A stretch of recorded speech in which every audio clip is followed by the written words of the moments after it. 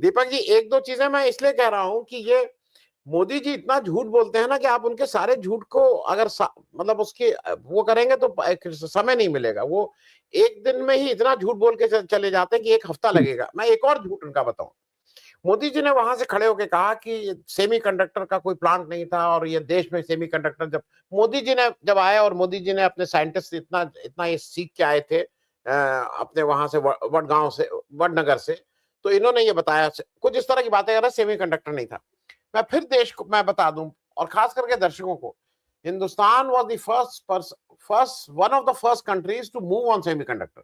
1976 में एससीएल की स्थापना हो गई थी, semiconductor laboratory public sector undertaking. 1976 में मोहाली में शुरू कर दी थी। मोहाली में उसका प्रोडक्शन शुरू हो गया था सेमीकंडक्टर का हिंदुस्तान में 1984 में। फैक्ट्री आ गई थी, 84 में प्रोडक्शन शुरू हो गया था। 1989 में वो मोहाली की जो फैक्ट्री थी वो पूरी तरह से जल गई। वो आज भी रहस्य है, उसके ऊपर आज भी लोगों का है कि वो कहीं ना कहीं कुछ वेस्टेड इंटरेस्ट थे और किस लिए वो जलाया गया और कैसे जलाया गया वो अलग है। लेकिन मोदी जी, आप इस तरह के झूठ मत बोलिए प्लीज, क्योंकि आप बिल्कुल इतिहास को ऐसी तैसी कर दे रहे हैं। आप जब झूठ बोलना शुरू कर रहे हैं तो आप कहाँ कहाँ के झूठ ले आ रहे हैं। तो दीपक कबीर साहब, ये जो आज इन्होंने बताया और अब ये कह रहे हैं कि बड़े सपने देखो और छोटे सपने अब देखना बंद कर दो। उनका ये भी कहना है कि संसाधनों को वेपनाइज कर रहे हैं। संसाधनों को कौन वेपनाइज कर रहा है? मोदी जी कह रहे हैं। मतलब ईडी सीबीआई पुलिस को वेपनाइज कौन कर रहा है? जो ईडी एक दूसरे काम के लिए बनी थी, इनको वेपनाइज कौन कर रहा है? मोदी जी कह रहे हैं। दीपक कबीर साहब, आज सर, मैं का एक बस अब क्या एक माइक्रोचिप मैं इस पे सेमीकंडक्टर पे बस एक अपडेट 1976 में ही सर कैलकॉम आ गया था और माइक्रोचिप, चूंकि मेरे हस्बैंड काम करते थे सेमीकंडक्टर इंडस्ट्री में, तो वो 2000 से मनमोहन सिंह ने जब रियलाइज किया था, उसके बाद से सेमीकंडक्टर की सबसे बड़ी कंपनीज जो है वो भारत में बैंगलोर में अपना सेटअप लगा चुकी थी और कई सारे लोग, मेरे हस्बैंड भी उसी में काम करते रहे सेमीकंडक्टर इंडस्ट्री में। मैंने ये कहा कि झूठ बोलने में तो इनका कोई वही नहीं, खड़े होकर कहीं भी कुछ झूठ बोल दो। ठीक है। हालांकि हम लोग अगर बच्चों में झूठ बोलते हैं तो हमारे असल हम इसलिए नहीं झूठ बोल पाए कि हमारी पिटाई हो जाती है। मतलब अगर आप इस तरह के झूठ बोले तो आपको क्या बोलेंगे? अब क्या आपका क्या क्या आपके साथ नहीं होता। खैर, दीपक साहब, देखिए, मोदी जी या उनकी पूरी लॉबी जो है वो अगर ये भी कह दे कि दरअसल 2014 में जब इनकी सरकार बनी और 2019 में इन्होंने फाइनल आजादी का एग्रीमेंट फाइनल किया है, तो ये भी मानने को तैयार हो जाएंगे इस देश के लोग। और बोले कि छुपा के रखा गया, हर चीज छुपा के रखी गई है, हर चीज पता नहीं कहाँ से रखी गई है। मतलब वो राणा प्रताप अकबर और ये वो सारे युद्ध बदल देंगे सब, वो क्या कर सकते हैं आपको पता ही नहीं है। उनके कई रेंज हैं, पढ़े लिखों की रेंज अलग है और ऑस्ट्रेलिया को अस्ट्रालय बताने वालों की रेंज अलग है। तो एक देश एक तमाम मतलब जोकराई में फंस गया है। मेरे पहले बहुत सारे लोग बात रख चुके हैं और नरेंद्र मोदी के भाषण की खामियां या धज्जियां उड़ाना या उसका मतलब सार निकालना बड़ा आसान है अब। इसलिए मुझे लगता है कि मैं बहुत दोहराव नहीं करूंगा, कुछ चीजें मैं पॉइंट आउट कर देता हूं जो मुझे लगा। पहली चीज देखिए, मैं अभी दिल्ली से लौटा हूं इसलिए मैं इस बात को रख रहा हूं कि मोदी जी इस देश के प्रधानमंत्री हैं, ये कभी नहीं समझ पाए। वो एक कॉरपोरेट के द्वारा लॉबिंग करके और डिजाइन करके और मैन्युफैक्चरिंग तरीके से सत्ता दिलाए हुए आदमी के रूप में काम करते हैं। इसलिए इतने असुरक्षित हैं, इतने इनसिक्योर हैं कि वो देश के स्वतंत्रता दिवस पे भी एक अभिभावक की तरीके से, एक लीडर की तरफ से आज तक नहीं आए। वो हमले की तरह आते हैं। उनका भाषण एक आक्रामक भाषण होता है, वो दूसरों को चिढ़ाने के लिए होता है, जैसे सामने बैठे वाले लोगों को चिढ़ाना है, उसको नकारना है और ध्वस्त करना है। एक युद्ध की भाषा बोल रहे होते हैं, भले वो युद्ध लड़ने के काबिल हो या ना हो। ये बहुत बहुत परेशानी की बात है।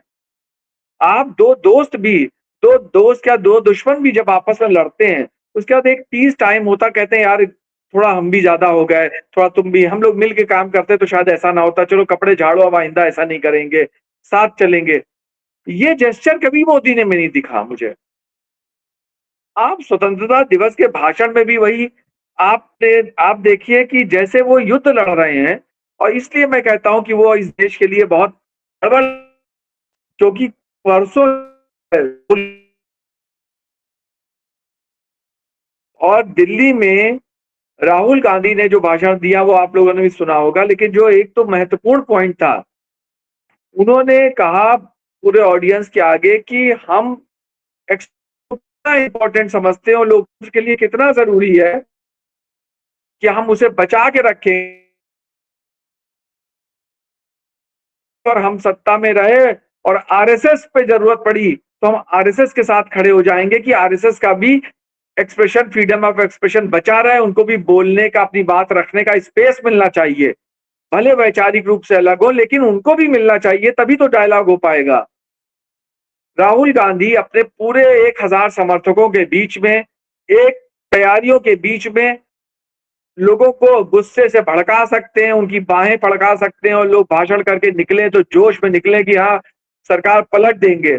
इसकी बजाय उसको ठंडा करके अपने कार्यकर्ताओं को ये कहते हैं कि ये जरूरी है इस लोकतंत्र के लिए। ये आखिरी पंक्तियां थी राहुल गांधी की वहां पर। और उसके बरक्स 12 साल से प्रधानमंत्री बना हुआ आदमी अभी भी इतना इनसिक्योर है, हर आदमी से इनसिक्योर है। ये एक, मुझे लगता है कि ये एक बीमार राष्ट्र की ओर ले जाना है। पूरे देश को ये हमेशा गृह युद्ध की ओर कदम लेके जा रहे हैं। दूसरी चीज, एक देश का स्वतंत्रता दिवस जिस दिन छुट्टियां हो जाती हैं, जिस दिन हर व्यापारी, बूढ़ा, बच्चा एक तिरंगा लेके टहल रहा होता है, गाने बज रहे होते हैं, मतलब एक स्वप्न होता है सबके अंदर, एक अलग भावना होती है। उस दिन देश एक दिखना चाहिए, उस दिन देश आगे के लिए तैयार दिखना चाहिए। और देश का मतलब क्या है? जो भारतीय जनता पार्टी या मोदी सरकार पिछले 5-6 महीनों में, पिछले 3 महीनों में जो सबसे बड़ी समस्याओं से जूझ रही है, एक का भी जिक्र नहीं है इसमें।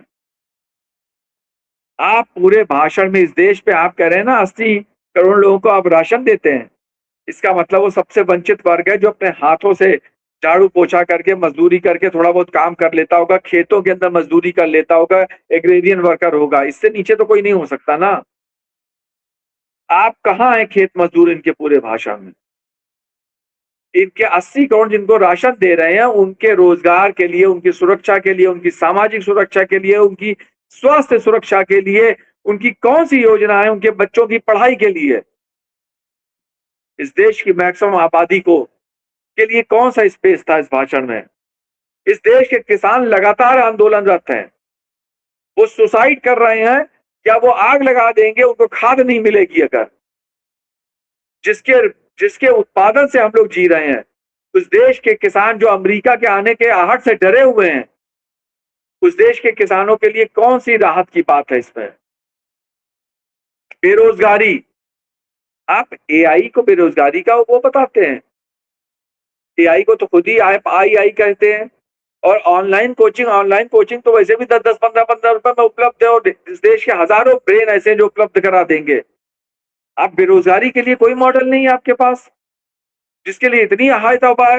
मजदूर, किसान, महंगाई, बेरोजगारी, हेल्थ, एजुकेशन, अनरेस्ट जो पैदा हुआ है, इतने बड़े बड़े आंदोलन हुए हैं, संसद का हंगामा हुआ है, इस देश में संसद नहीं चल पाई है।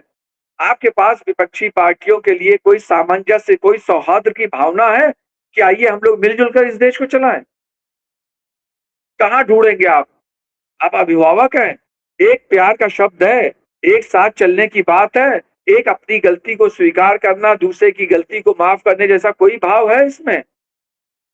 आपका पर्यावरण सब अडानी लिए जा रहा है, आप लाखों करोड़ों की जमीनें दिए दे रहे हैं। पर्यावरण का मुद्दा कहाँ है? किस तरीके का है? पलायन का किसी ने सवाल उठाया? भयानक पलायन है। महानगरों का हर दूसरा बच्चा जो है बाहर जाने को तैयार बैठा है, चाहे वो मोदी समर्थक हो और चाहे विरोधी हो।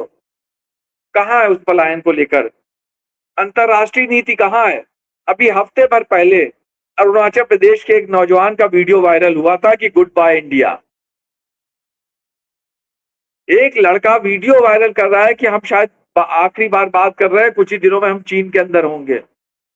आपके पास कोई जानकारी नहीं है कि नहीं अरुणाचल प्रदेश हमारा है, सिक्किम हमारा है, और कश्मीर के अंदर ये चीजें सब हम एक साथ एक धागे से बंधे हुए हैं। मणिपुर के जख्म अभी सूखे नहीं है। तो ये मेरा ये कहना है कि इस भाषण में, इस देश की जो भाषण में होना क्या चाहिए, जो इस देश की समस्याएं हैं, जो इस देश की चुनौतियां हैं, जो इस देश के अंदर पीड़ाएं हैं, 3 चीजों की अभिव्यक्तियां होती हैं कि अब हम इनसे आगे निकलेंगे। ना इसमें पीड़ा है, ना इसमें आपसी समस्याएं हैं, ना सौहार्द है। बाकी 103 मिनट कौन सुनता है? हम लोगों को बात ना करनी हो तो हम झेल जाएंगे भाई। ये आप रील की दुनिया में आ चुके हैं, या 30 सेकंड में स्क्रॉल कर दिया जाता है। आप किसको सुना रहे हो? दावे से कहता हूं भारतीय जनता पार्टी के लोग सो रहे होंगे या घड़ी देख रहे होंगे कब खत्म हो। तो ये खुद के साथ भी बेईमानी कर रहे हो भाई। ये कौन सा रिकॉर्ड बना रहे हो? 103 मिनट की कौन सी बात कर रहे हो? जब ये सब बातें नहीं है तो क्या है 103 मिनट? इससे अच्छा तो दूरदर्शन में फिल्म आ जाती थी, वही फिल्म दिखा के खत्म कर दो भाई। रिकॉर्डेड भाषण क्या है? आप 2047, हम क्या बार बार वही बात का है, 2047 तक मुझे लगता है कि ये 5 लोगों का पैनल है। हम क्या बात करें? हम पांचों में हो सकता है 5 लोग 2047 ना देख पाए। आप किसको बेवकूफ बना रहे हो भाई? हम क्या बात करेंगे 2047 तक? हम 2026 में बैठे हुए हैं, 21 साल बाद। जो आज जेंजी है, जो 25 साल का लड़के जो है प्रोटेस्ट कर रहे हैं, जो 25-26 साल के, वो जो है अपनी सेकंड इनिंग खेलने चले जाएंगे, 50-55 साल की उम्र में रिटायरमेंट की सोचने लगेंगे। अजीब बात कर रहे हो। अभी अपने पुराने भाषण में कहते हो हमें जो है आज चाहिए, आज नहीं अभी चाहिए। कल किसने देखा है? और अब तुम 2047 तक 29 निकल जाएगा, 35 निकल जाएगा, 41 निकल जाएगा। पागल बना रहे हो। कौन करता है? फिर 2047 क्या 3047 कर दो, किसने रोका है? विकसित भारत बनेगा। आज आप अपने देश को चलती हुई रेल मिली थी, चला नहीं पा रहे हो। लखनऊ जैसा महानगर जो बिल्कुल है, और दिल्ली 500 किलोमीटर है, हिम्मत करने वाले पैदल निकल जाएंगे तो 3 दिन में पहुंच जाएंगे। आप लखनऊ से दिल्ली टिकट करा के दिखा दीजिए, आपको कंफर्म मिल जाए। आप चेक कर लीजिए, अभी अपना मोबाइल उठाइए और चेक कर लीजिए। आप लखनऊ से दिल्ली का एक टिकट कंफर्म करने की व्यवस्था नहीं कर सकते हो। आप क्या 2047 की बात कर रहे हो? कितनी कौन सी चीजें, ट्रेनें खत्म कर दी गई हैं, ट्रेनों के अंदर पैसे बेहिसाब बढ़ा दिए गए हैं।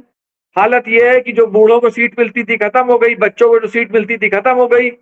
जो कल्चरल कंसेशन मिलते थे, इस देश के कलाकार खिलाड़ी एक जगह से दूसरी जगह चले जाते थे, वो बेचारे नाटक करने और संगीत करने तक जा नहीं पाते, पूरा किराया लेते हो। लूट मची है। आपने उनका ट्रांसपोर्ट खत्म कर दिया है। आपने उनके कॉलेज सिस्टम, आप बताइए कि प्राइवेट कॉलेज तो छोड़ दीजिए, सरकारी कॉलेजेस के अंदर फी स्ट्रक्चर क्या चल रहा है? तो आखिर आप जब अभी यहां पे हो तो तुम्हारी यही स्पीड रही, तो 2047 में क्या करोगे भाई? आप अपनी स्पीड से ही तो बढ़ रहे हो। मैं कहता हूं 2014 का 15 अगस्त का भाषण उठा लीजिए, और 2014 के 15 अगस्त के भाषण में रेल की जो स्थिति है, किराए की, जो पढ़ाई की स्थिति है, जो अस्पतालों की स्थिति है, उनकी संख्या है, और जो महंगाई का दर है, और 2026 में ले लीजिए। जिस स्पीड से बढ़ी है तो 2047 में क्या हो जाएगी, अंदाजा लगा लीजिए। एक कदम अगर ये पीछे गए हो, 2014, मैं बैठना छोड़ दूंगा अगर 2014 से 2026 तक के 12 साल के सफर में इन्होंने 12 अगर 15 अगस्त के भाषण दिए हो, तो एक कदम अगर ये पीछे गए हो किसी सुविधा में, तो इनके झूठ पे तो बात करना भी बेशर्मी है। और एक बात मैं जाते जाते और उठा दूं, ये जो है, जो इनका सबसे ज्यादा चर्चित होगा, हम लोग भी करेंगे, पहले लाए थे अर्बन नक्सल। हम सब जानते ये मूर्ख लोग हैं भाई, मैं क्या कहूं। मैं जिंदगी में, आप जानते हैं कि नक्सलवाद वामपंथ की वो धारा थी जो नक्सलबाड़ी गांव से निकली थी, और जिसने सबसे ज्यादा हत्याएं एक दौर में मार्क्सवादी कम्युनिस्ट पार्टी के कार्यकर्ताओं की करी थी। ये पढ़े लिखे लोग जानते हैं। बंगाल के अंदर वो उनको अपना वर्ग शत्रु मानने लगे थे। कांग्रेसियों को मारा होगा, भाजपाइयों को नहीं मारा है, लेकिन वो नक्सलवाद कब खत्म हो गया था। जो थोड़ा बहुत था वायलेंस थे, वो देश के दुश्मन नहीं थे, वो अपनी, उनकी एक लाइन थी कि इस देश में जो है न्याय नहीं मिल सकता गरीबों को, लेकिन मेरा ये कहना है कि वो अलग है, उनका रास्ता अलग था। इस देश में डकैतों के सरेंडर कराए गए हैं, इस देश में आतंकवादियों के सरेंडर कराए गए हैं, तो भाई नक्सलियों के साथ भी उसी सहानुभूति तरीके से बात करते रहते। लेकिन करते या ना करते, तुम्हें ये तो मालूम होना चाहिए कि नक्सलवाद क्या होता है। जो कभी नक्सली नहीं रहे, गालियां देते रहे, विरोधी रहे, पहले तुमने उनको अर्बन नक्सल कहा, सबके ऊपर ठप्पा लग गया, अब तुम उनको दिमागी नक्सल कह रहे हो। ये दिमागी नक्सल क्या होता है भाई, मैं नहीं समझ पा रहा हूं।